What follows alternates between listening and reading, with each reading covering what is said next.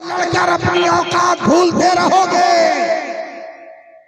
कभी ये भी याद करो कि तुम मुसलमान हो। एक वाकया सुनो। एक शेर बूढ़ा हो गया, अब कुछ खा नहीं सकता था, कुछ कमा नहीं सकता था, शिकार नहीं कर सकता था। लिहाजा जंगल के शेरों को जमा करके बोला, मैं मजबूर हूं, मेरा वजूद महज एक वजूद है, लिहाजा आप खाने पीने का इंतजाम करना तेरी जिम्मेदारी। नौजवान शेरों ने 1-2 महीना खिलाया, उसके बाद मीटिंग किया, पंचायत किया, हम कमाएंगे बुढ़वा खाएगा, हम मेहनत करें बुढ़वा खाए। ये तो जंगल के शेरों की जबान थी हजरत। तो आज का बेटा भी अपने बाप को कह रहा है कि हम कमाए तू खाएगा, माँ को कह रहा है कि हम कमाए तू खाएगी।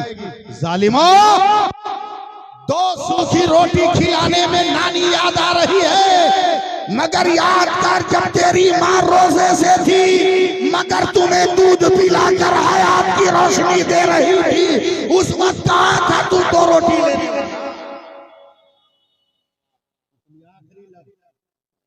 बूढ़ा शेर कहता है खाना पीना करो।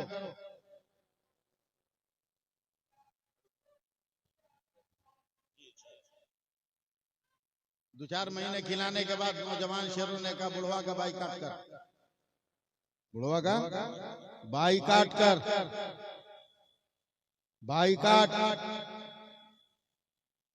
बेचारा बूढ़ा शेर चुपचाप कुछ कर नहीं सकता था। 2-3 दिन भूखे रहा, भूख बर्दाश्त नहीं तो जंगल से बाहर निकला।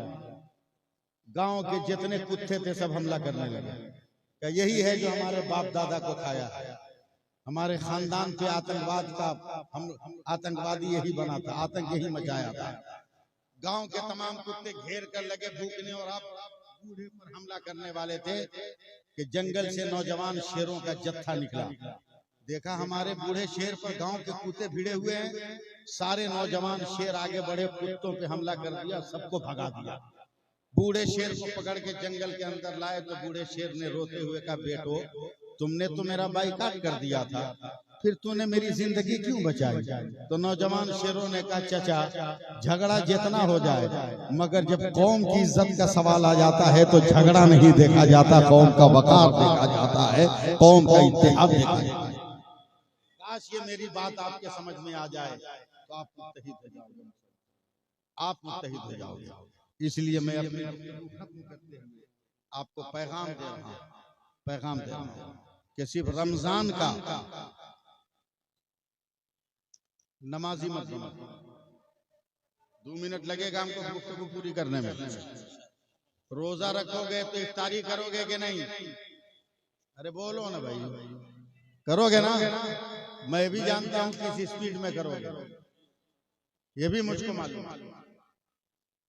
एक मुंह में, एक रास्ते में, तीसरे पे टारगेट है।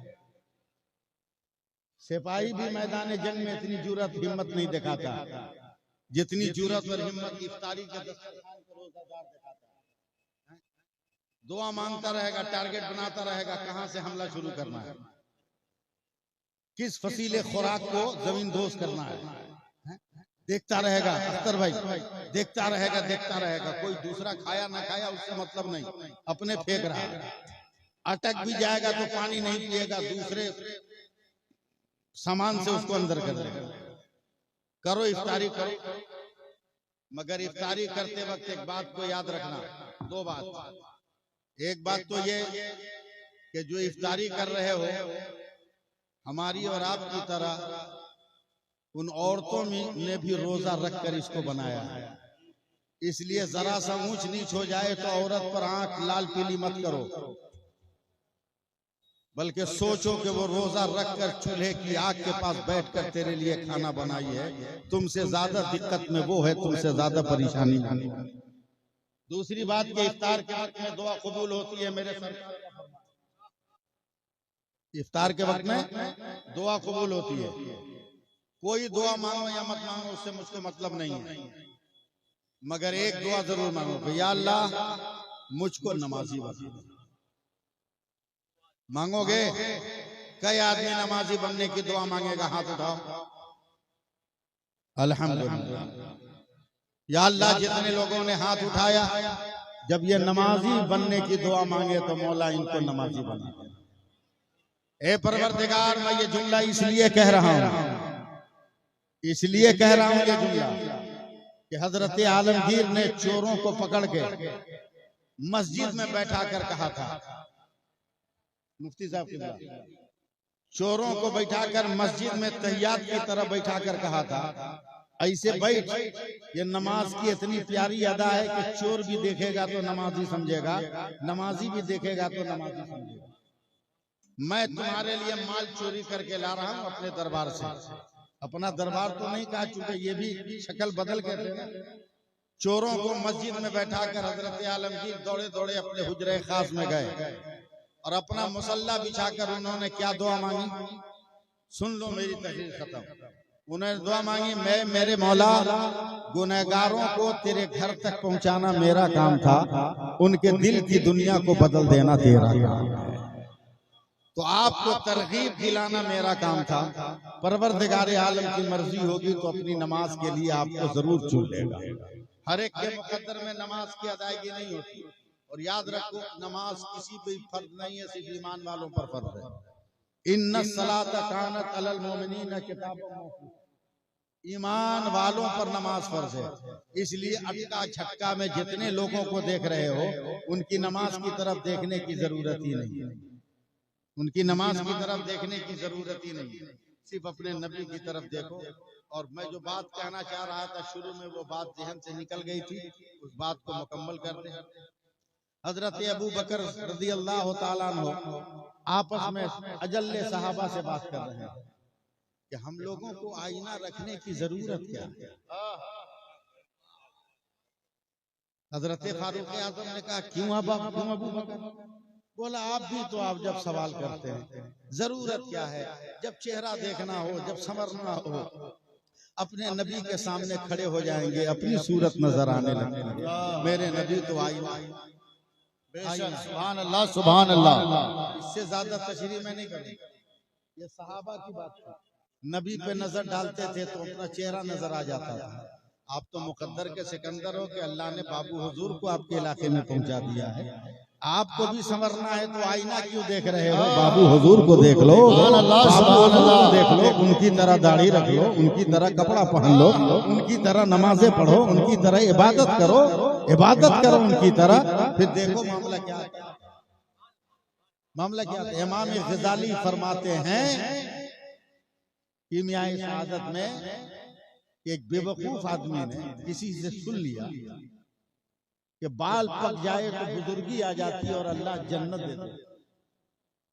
तो मरने जब लगा तो उसने आटा लगा लिया, आटा लगा, कुछ जानता नहीं, बेवकूफ है।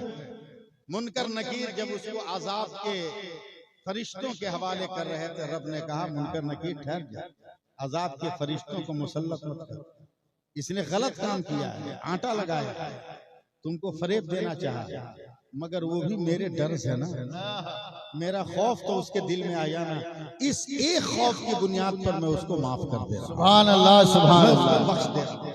इसलिए अल्लाह से डरो, अल्लाह ताला हम सबको दारिन की सादतों से मालामाल फरमाए, एक और नेक बनने की तौफीक रफीक अता फरमाए। इंसान हो सकता है दौरान गुफ्तगू शरीयत के खिलाफ कोई जुमला निकल गया हो, अल्लाह ऐलान में सच्चे दिल से तौबा करता हूँ, आप सबको गवाह बनाकर मिलजुल के आइए हम सब पढ़ने अस्तगफिरुल्लाह अस्तगफिरुल्लाह कुल्ले ज़ंबी व अतूबु अलैह, अशहदु अन ला इलाहा इल्लल्लाह, अशहदु अन्न मुहम्मदर रसूलुल्लाह। यार जिंदा सोबत बाकी, मगर चलते चलते मैं आपको ये पैगाम देकर जा रहा हूँ कि मुसर्रत की तमन्ना है तो गम की इंतहा कर ले, मुसर्रत की तमन्ना है तो गम की इंतहा कर ले। सितारे डूब कर करते हैं अनवारे सहर पैदा, वो जहर में खुलूस तो पी जाओ शौक से, अमृत हो बेखुलूस तो ठोकर से मार दो। और फलदार के नसीब में है पत्थरों की चोट, ये हौसला नहीं है तो फिर बेसमर रहो। और आज बाबू हुजूर को देखने के बाद ये नारा लगाते हुए अपने घर जाना कि सुबह तक कौन उजालों के लिए तरसेगा, हम उगाएंगे इसी रात के बन में सूरज। अस्सलामु अलैकुम व रहमतुल्लाहि।